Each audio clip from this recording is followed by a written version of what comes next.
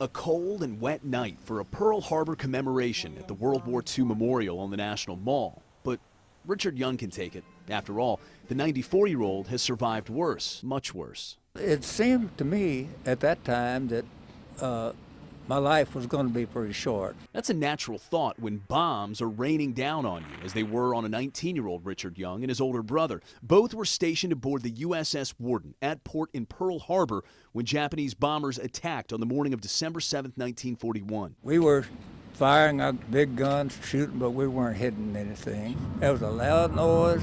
The bomb missed us, fell off our fantail. The chief gunner's mate yelled out, "If anyone's ever prayed, now's the time." 2,400 Americans were killed in the attack. Young survived.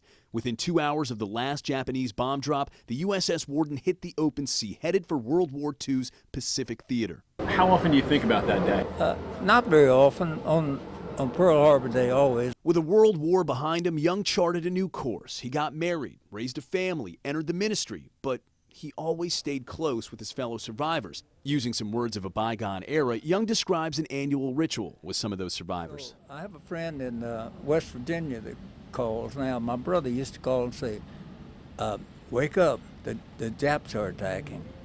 And so now he's taken the place of that. And my friend in West Virginia calls every December the 7th. And on that rare occasion when he does think about the attack that started a war, he thinks about it with some peace. There's no more animosity in my feelings. But still, when I think about it, I think it was a mean trick that they played on us. And while it is a day that President Franklin Roosevelt declared will live in infamy, Young admits, like just about everything else, it begins to fade from memory. That's been 75 years, and so it kind of fades into the past. Which is why we remember as a country. It's good to know that people in the United States still remember this, but I hope not with malice, but from the lessons that we learned. On the National Mall, Mo Lalengi, WSA 9.